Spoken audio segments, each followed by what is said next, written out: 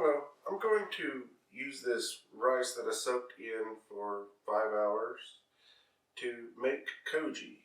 And my reference material for making koji is from Mr. Shoichiro Nakamura. And it's a handbook of making sake, Shochu, Koji, Amazake, Miso, Natto, Mirin, and more, second edition. I have previously made some koji with this koji kin, and it has been successful. So this is the first step. We're going to, after soaking the rice for 5 to 6 hours, I'm going to steam it, and I'm going to steam it in these bamboo steamer baskets that you can pretty much get at any Asian store, and just use coffee filters because the coffee filters are permeable and I want the water to drain away. So I will go ahead and previously I put water in this pot, and I will go ahead and put the rice in these steamer baskets and start the steam.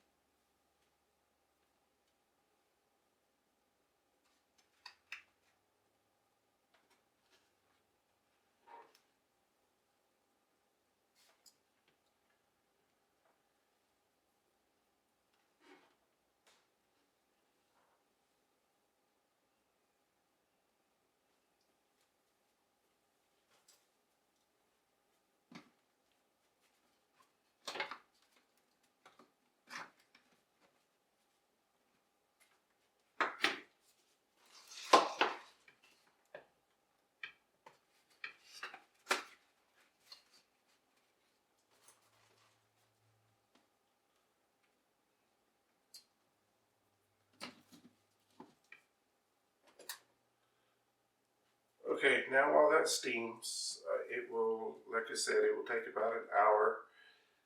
I will go ahead and continue the video later on, but I'd like to talk about, so Mr. Nakamura has a bunch of very useful information in this book. I am not being paid. Okay. Mr. Nakamura has a bunch of information in this book about the health benefits of koji and how to use it. I would suggest getting this if you are interested in making this for yourself so you can reap the benefits. There are multiple scientific studies that I've seen that also shows myself that shows the benefits of this fermentation process. And the fermentation is basically a mold or a fungus that is used to grow on the rice, and this converts the starches and to sugars and protein. And from this book, it seems to be all essential proteins and more are made with this method.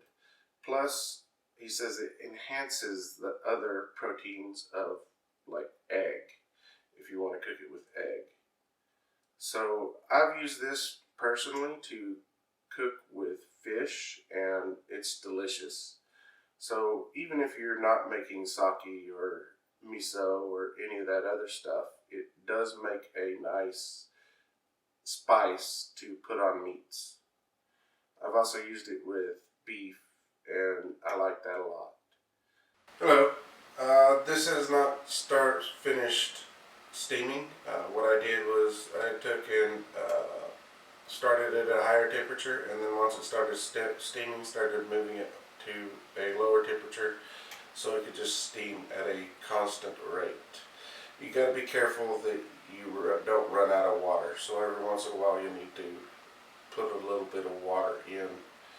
Also, I'm going to prepare the this koji will need to be kept at a specific temperature, and I'm going to prepare the ice chest that I have to be able to get up to the temperature that we want it to stay at. So what I do is just a little bit different than the author. I take and put hot water in these bottles and then close the ice chest and let it warm up.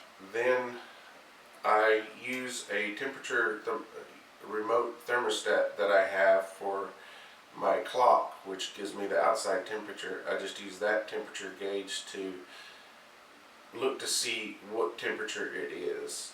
So I try to keep it balanced between the temperature that it should be and not get too hot. So I will go ahead and boil some water, which I already have done, and fill these up with boiling water so that it can start heating it up. Then once I have it at the temperature, I will constantly check to see if how it's doing, morning, night. The Koji, the author's recommendation for running the Koji is to let an air pump go through and put air into it, but consistently opening and closing it will also give it new, fresh air. And I also will occasionally have to open the lid to let it cool off just a little bit, and then close it and then see what temperature it wants to settle at, and then I keep it open a little bit so it'll dip below the temperature that I really want it at, but once you close it, the temperature will rise up again. So that's actually, consistently supplying air. I do not want to use a air pump, because I do not want the plastics inside the mycelium, because fungi tend to break down plastics, and I don't want to have plastics in my food. We have plenty of plastics everywhere else. I will go ahead and put this in my ice chest. I have a Cabela's. If you don't happen to have a really good ice chest, or you just have a box, you could stuff towels, paper, you name it, anything that you have on hand around it, and it will keep it warm. I do that to make some tea sometimes. I take and put a jar like this and put my tea in, and I put it in another jar and surround it with a towel. Hello, this has been steaming for about an hour. It looks like it's done. The time for it to, the amount of time necessary for it to do this worked out to be an hour. I will put this in a bowl and let it cool to 104 degrees before I put in the koji. I seem to have misplaced my thermometer, so I will go ahead and use feel to judge whether I can go ahead and put the starter in. And then once it's cooled, then I will put the starter in and then transfer it to my preheated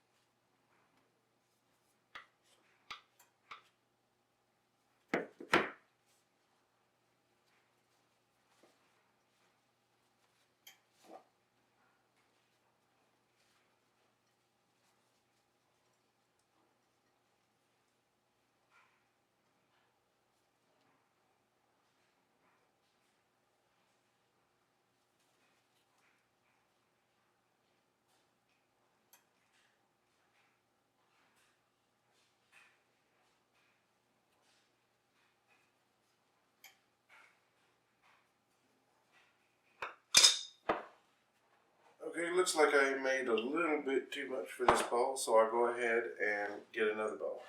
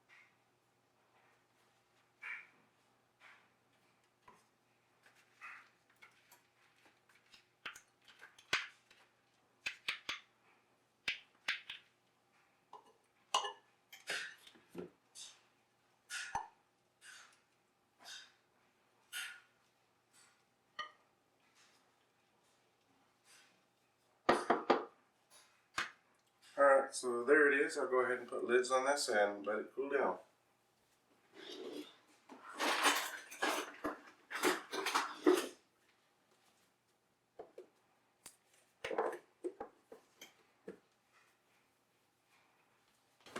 Okay, it's been a little while since, and it seems to be cool to the touch. The author advised to give twice as much as what's suggested in this, and it was basically his suggestion was a quarter teaspoon of Koji starter to every 2 cups of rice. So I'm just going to estimate it.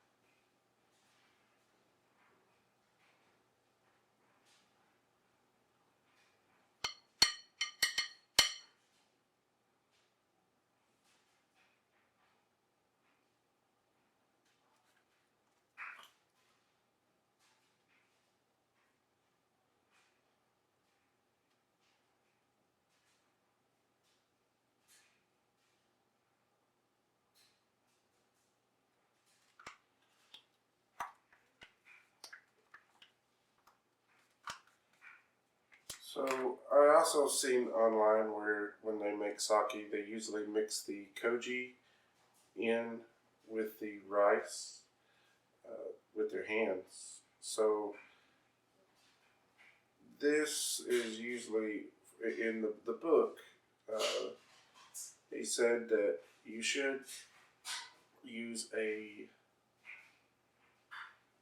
cheesecloth and kind of spread it around real fine. But he didn't mix the koji in with the rice. He let it set. Another thing is that this likes oxygen, and splitting it up like this will help it give oxygen in all over.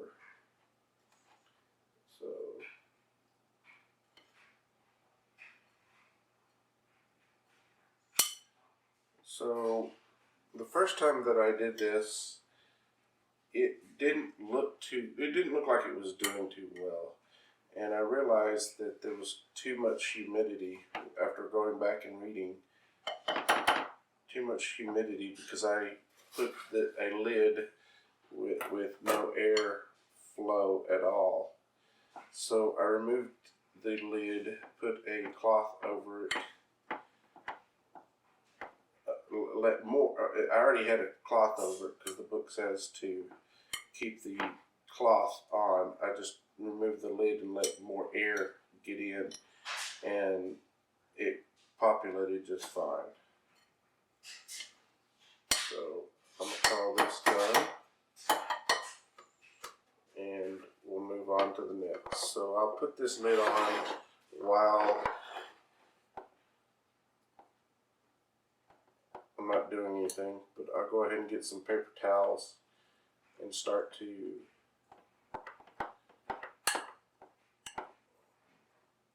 cover this and then move the lid off, and then I'll just keep an eye on if there's seems like there's too much water on the lid. I'll give it a little bit more air, and if it's too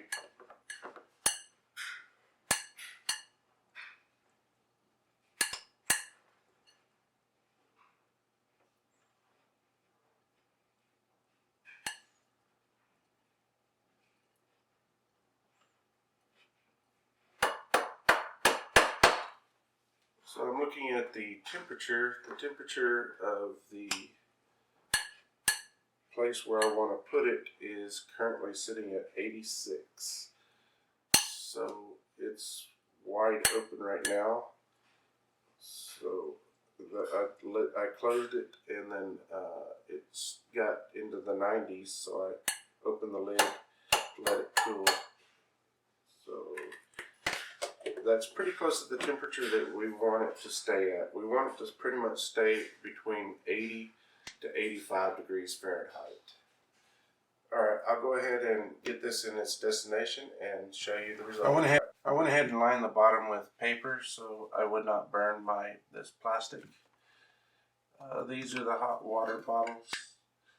And we get a paper towel over it, and then just kind of set the lid over it a little bit to control the humidity. And then right here I have my outdoor temperature thermometer to be able to read it on my clock. So I'll go ahead and close this, and we'll just keep an eye on the temperature and try to keep it within 80 to 85.